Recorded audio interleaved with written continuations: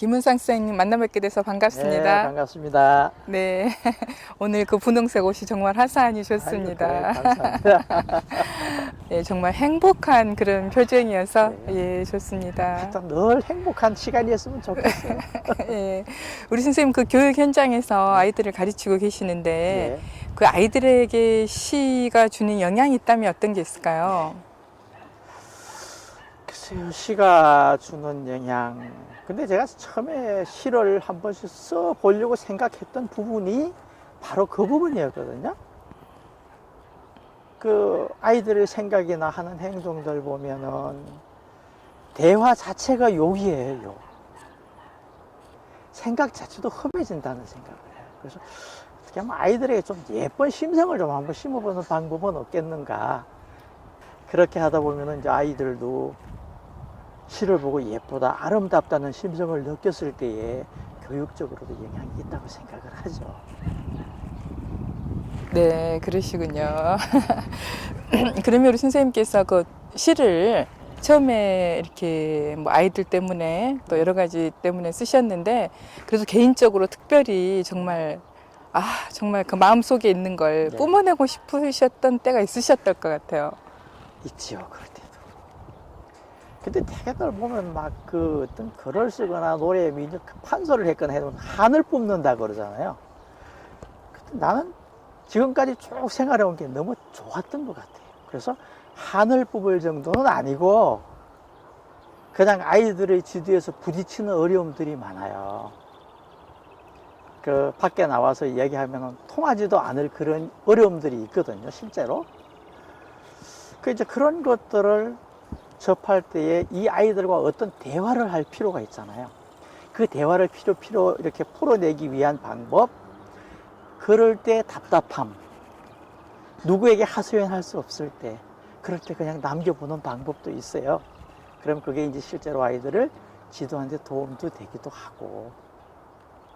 그 답변이 좀 잘 안 맞는 것 같으네요. 네, 그죠? 괜찮습니다.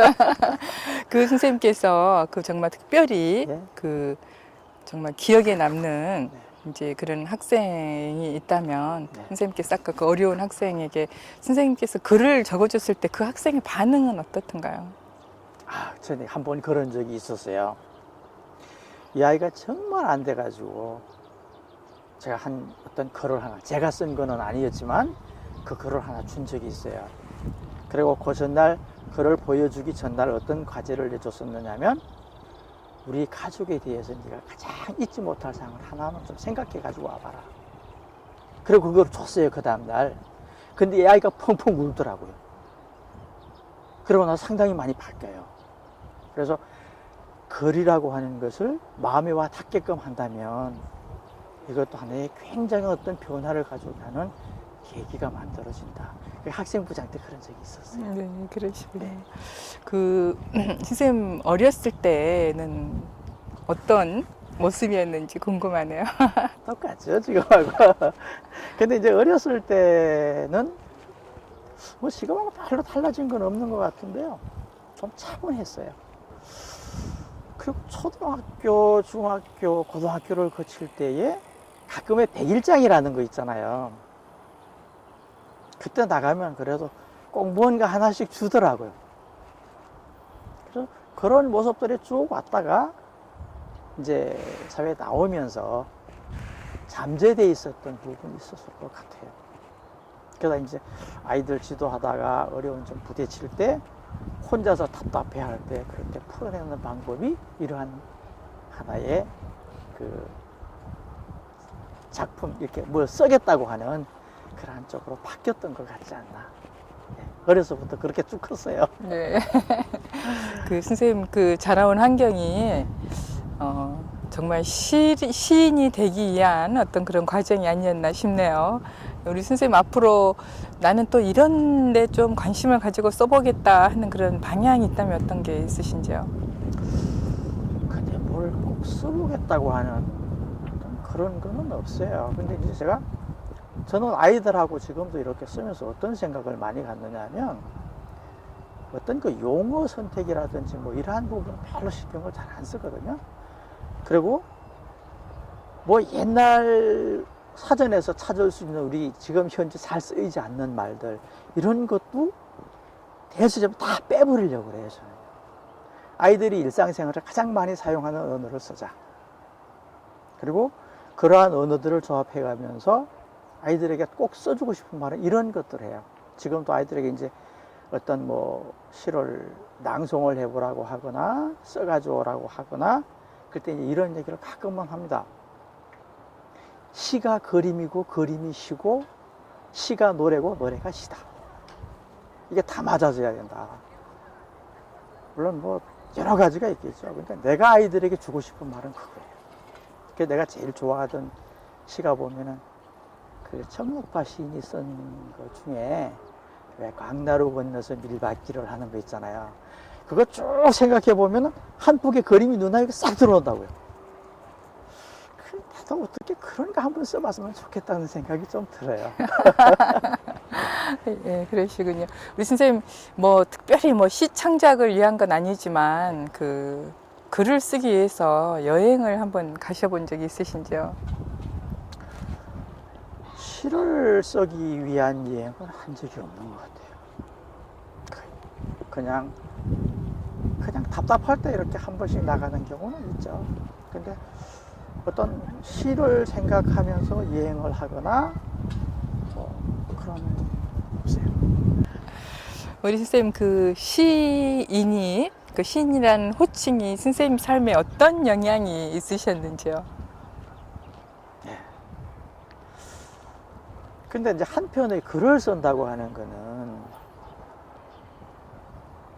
그 세상 밖으로 내 자신의 내면이든 외면이든 무언가를 끄집어 내놓는 거잖아요. 근데 그 내용이 내 마음 내키는 대로만 바깥으로 나올 수는 없다. 그러면 사람들이 볼 때에 그 글을 보고 그 사람을 평가할 수도 있다.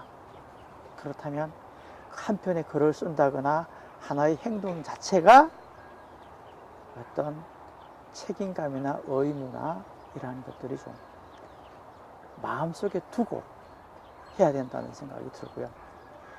근데 이제 사고 자체는 자유스러워져야 될 것 같아요.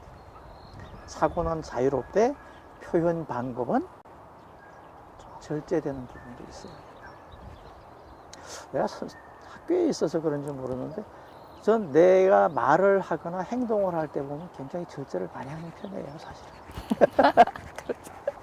그래서 앞으로 뭐 해보고 싶은 게 있다면 어떤 게 있으세요? 해보고 싶은 거야. 근데 이제 이런 말이 어울릴지는 모르는데 저는 제 삶에 있어서 보면 굉장히 장기적인 플랜을 갖고 살았어요. 제가 이제 30년 계획을 세워서 쭉 살아왔는데 그 계획이 1년 차이가 나면서 30년 계획이 다 맞아 떨어졌어요. 우리 아이들이 보면은 숨막히다는 얘기를 하는데 지금은 뭐 크게 뭘 해보고 싶다, 이루고 싶다는 생각은 별로 그런 건 없고요. 요거 하나는 있어요.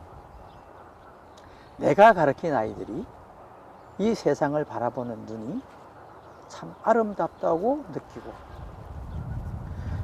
나한테서 들었던 말이거나 내가 써준 글이거나 이것들이 자기네들의 삶에 어느 한 부분 잠시만이라도 행복했노라라고 하는 그런 글, 그리고 많은 사람은 아니지만 단 한 명이라도 내가 해놓은 것들에 대해서 행복을 느낄 수 있는 그러한 작품이든 말이든 하나 남겨두고 싶은 그게 마지막인 거예요. 네.